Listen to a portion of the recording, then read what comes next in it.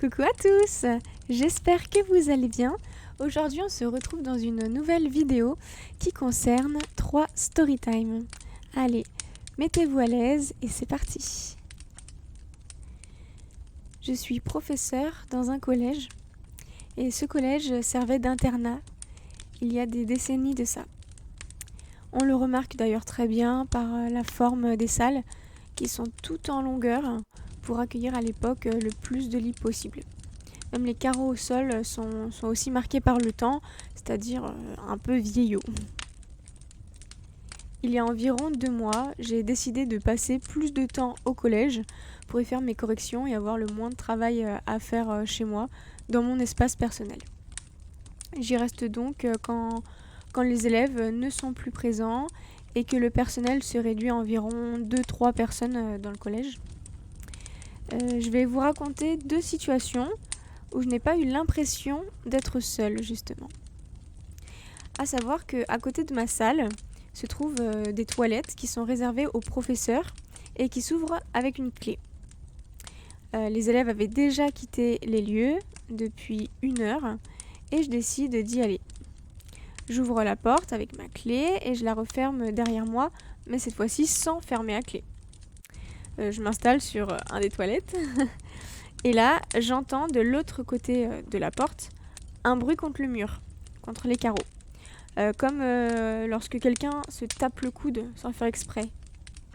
On l'entend, mais c'est tout de même discret. Mais du coup, je comprends qu'il y a quelqu'un de l'autre côté. Et la porte de mes WC, que j'avais choisie, se fermait plutôt mal. Alors j'ai décidé de tenir la poignée pour que personne n'ouvre le temps que je termine ma petite affaire. Alors je regarde aussi, vous savez, dans l'entrebâillement de la porte au sol, on peut voir un filet de lumière souvent.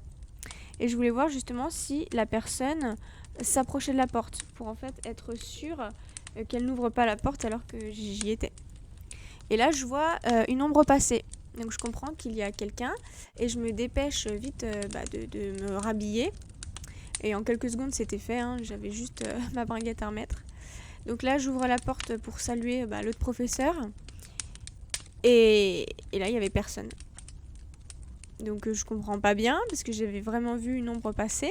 Donc je me dis peut-être que le professeur est dans le toilette d'à côté parce qu'il n'y a que 2 toilettes. Donc là je regarde le deuxième WC et en fait il était resté ouvert comme quand je suis arrivée. Donc là je me lave les mains, je suis très perplexe parce que j'étais persuadée qu'il y avait quelqu'un. Finalement je retourne dans ma salle. Et je prends soin de bien fermer la porte des WC à clé. Et pour information, les WC sont tellement petits que lorsqu'une personne entre, on l'entend systématiquement.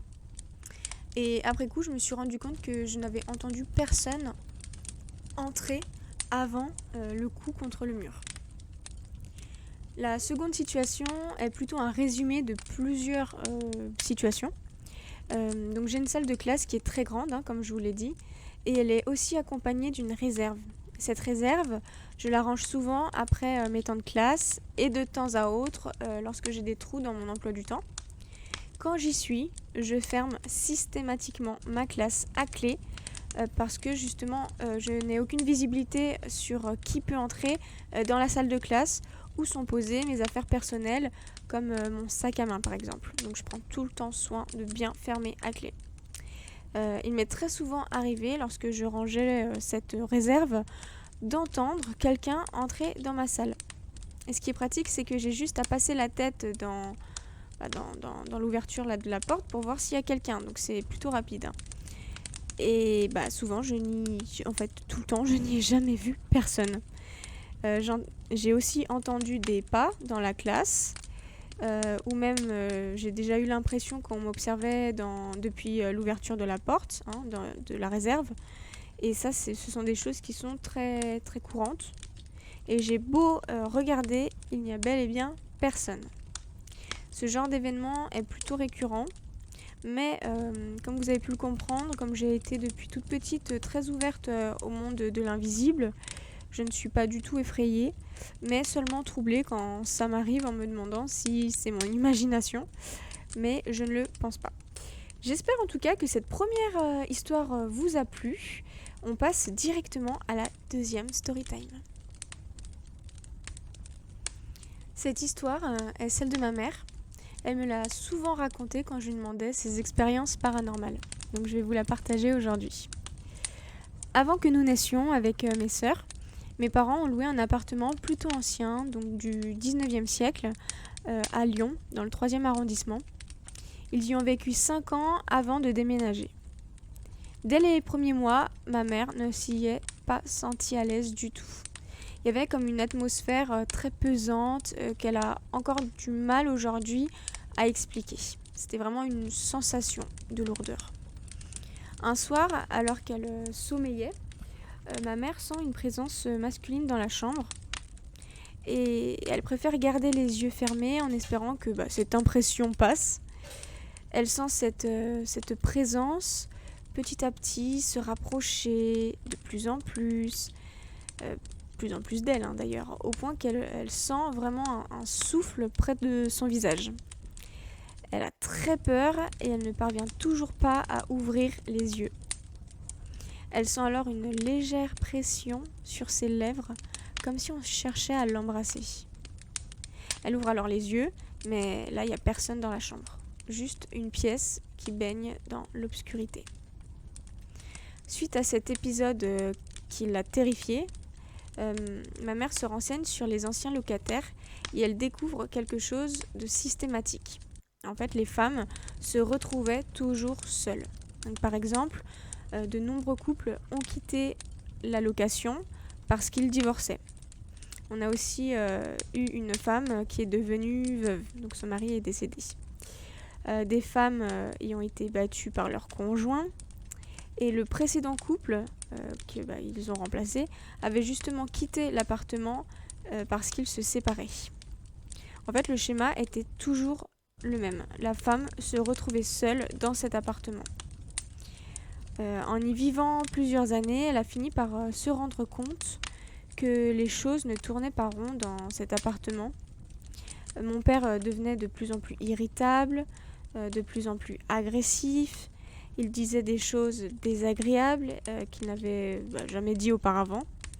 Et ma mère, de son côté, elle sentait souvent la présence d'un homme bizarre qui semblait en fait, comme s'il semblait se réjouir de la situation et comme s'il voulait en fait qu'elle reste à lui. Donc elle sentait la présence d'un esprit tourmenté par sa volonté de garder les femmes à ses côtés. Finalement, mes parents ont décidé de quitter cet appartement et par la suite, mon père a presque instantanément changé ses crises de colère et de méchanceté. En fait, ça s'est calmé quand ils ont quitté l'appartement. Il faudrait que je lui demande si elle a vécu d'autres choses dans cet appartement, mais quand elle me parle justement de cette location, c'est cette histoire qui revient à chaque fois, cette sensation d'avoir été embrassée alors qu'elle sommeillait et qu'il n'y avait personne dans la chambre. Alors je vous demande, et vous, est-ce que vous auriez vraiment pu tenir 5 ans dans ce genre d'appartement ? Moi, personnellement, je ne pense pas. La dernière histoire est celle de ma grande sœur. Lorsqu'elle était au lycée, les professeurs ont organisé un voyage scolaire en Écosse. Ils s'y sont donc rendus et ont passé une nuit dans un château réputé hanté par les Écossais. Durant une courte visite des pièces du château, ils ont par exemple appris que de nombreux suicides ont eu lieu dans ce château et qu'une personne s'était d'ailleurs pendue au-dessus de l'escalier central. Ce château avait même, avant ces histoires racontées, une lourdeur presque palpable. Dès qu'on y entrait, on pouvait y sentir vraiment le vécu du château, des personnes qui y étaient. En fait, la déco n'avait pas changé du tout et on pouvait notamment y voir les tableaux des anciens résidents, mais aussi les portraits de ceux qui s'étaient suicidés. Donc c'était quand même une atmosphère très particulière, d'après ce que m'a dit ma sœur. Le soir venu, les élèves étaient répartis dans des chambres et ne devaient pas y sortir pendant la nuit. Mais comme tout adolescent, une dizaine d'élèves, dont ma sœur, ont enfreint cet ordre pour se retrouver dans une seule chambre et pratiquer du spiritisme. Donc pour eux, c'était la première fois et il s'agissait d'un lieu idéal pour s'adonner à cette pratique. Donc ce groupe d'environ 10 élèves, il y avait des filles, il y avait des garçons. Ils ont inventé un système pour qu'on puisse répondre à leurs questions. Ils avaient pris un verre et si le verre allait vers la gauche, la réponse était oui.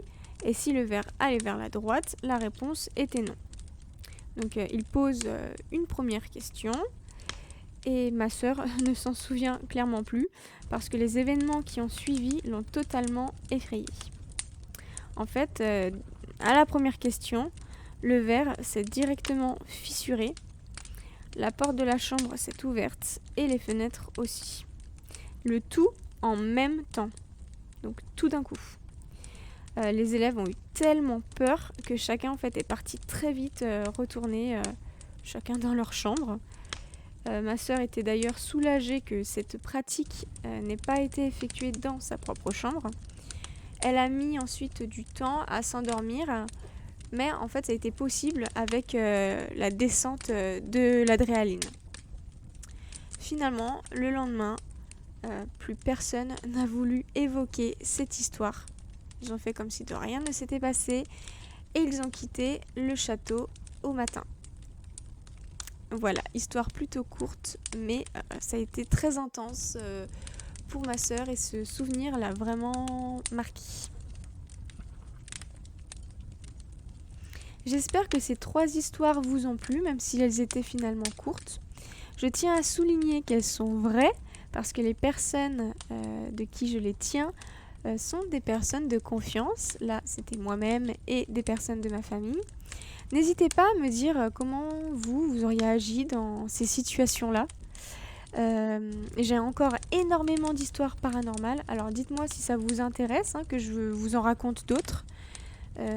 D'autres peut-être aussi plus marquantes. Bon, bref. Dites-moi. Sur ce, à la prochaine dans une prochaine vidéo. Ciao!